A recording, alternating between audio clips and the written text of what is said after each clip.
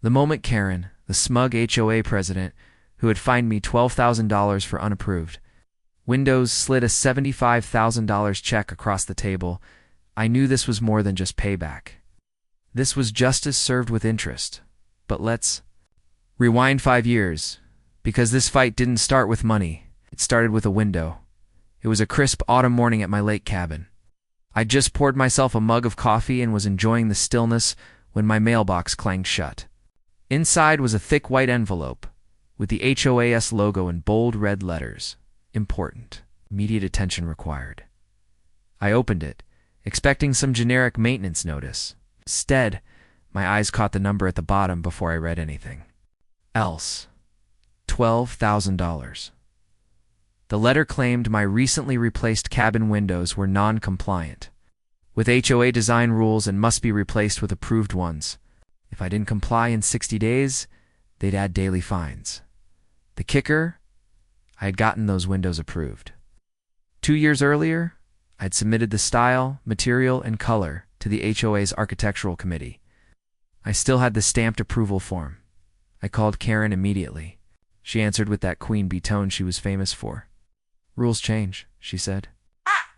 "The style you chose was removed from the approved list last year. All properties must comply with current rules." But I was approved and installed. "Them years ago," I protested. "That's irrelevant," she replied. "You have 60 days. Then she hung up. I wasn't about to hand over $12,000 without a fight. I gathered every scrap of paperwork, the approval letter, the emails, the receipt from the window company. I hired an attorney and filed a challenge in small claims court, arguing that retroactively enforcing design changes was illegal under state HOA. Law.Karen and the board came armed with binders of updated regulations and an expensive HOA lawyer, their defense.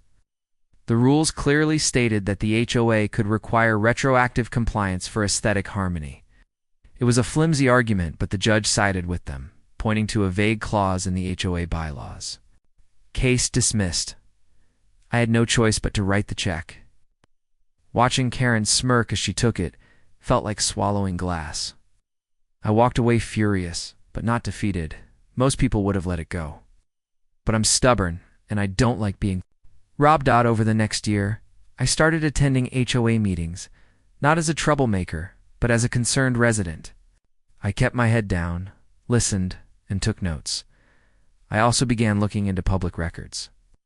HOA finances in our state were required to be filed with the county. The first time I saw them, I nearly laughed. There were maintenance contracts going. 2 companies with the same last names as board members. Landscaping billed at double market rates. Repair jobs invoiced for weeks longer than they took. It smelled like self-dealing. I kept digging. For the next 3 years, I quietly compiled every suspicious expense. I cross-referenced company ownership records. I collected testimonies from homeowners who'd been slapped with massive fines for petty infractions, fines that seemed suspiciously high compared to what the bylaws allowed. All the while, Karen kept her iron grip on the HOA, getting reelected easily because no one dared oppose her. The break came in year 4. At a summer meeting, Karen proposed another special assessment, $500 from each homeowner, 4 emergency repairs to the community pool. But I'd already seen invoices showing the pool had been refurbished the year before at triple the normal cost. I raised my hand. "Karen, could we see a detailed breakdown of the pool repair costs?" Her face tightened. "That's not necessary. The board has already reviewed the invoices." I pressed again. "I think state law requires itemized disclosure for special assessments." The room went quiet. She moved on without answering, but I noticed a few board members shifting uncomfortably. That was the moment I knew it was time to drop the hammer. The next day, I sent my 4-year file of evidence to the County Property Oversight Board, the government agency that regulates OZ in our state. My complaint wasn't small. I alleged misuse of HOA funds, conflict of interest in vendor contracts, overcharging fines beyond legal limits, lack of proper disclosure on special assessments. The county didn't reply right away. But 3 months later, Karen's confident tone at meetings was gone. 9 months into the investigation, the Oversight Board's report was released. It was worse than even I imagined. They found over $200,000 in improper fines levied on homeowners, plus $150,000 in inflated contracts awarded. 2 companies owned by board members' relatives. The report also confirmed what I'd suspected. Karen's brother-in-law's landscaping company was billing the HOA $4,000 a month for work worth half that, the county ordered. Immediate removal of any board member involved in the violations. Restitution. 2 homeowners who had been wrongfully fined within Arua. The refund list came out. I nearly fell out of my chair. My $12,000 fine, plus 5 years' worth of interest and penalties, had grown to $75,000 owed to me. I got a letter instructing me to pick up my check from the HOA office. I'll admit I delayed a day just to savor the thought. When I finally walked in, Karen was behind the desk. She looked like she'd aged a decade. Without a word, she slid the check across the table. Guess those windows weren't such a problem after all, he said.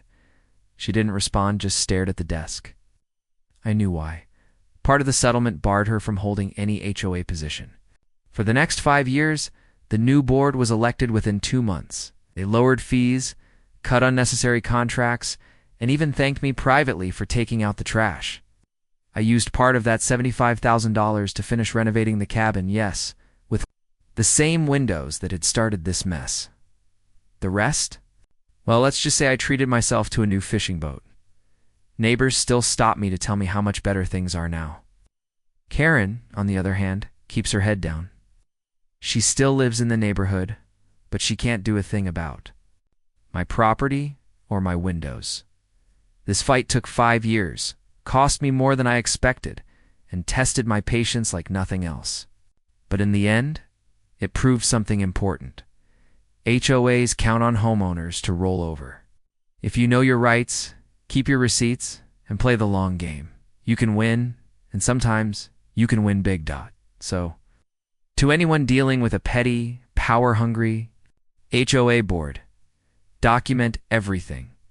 Don't let them bully you, and remember, karma might take a while, but when it finally arrives, it comes with interest. This story is just the beginning. There is so much more ahead. Subscribe to the channel to join me on this journey.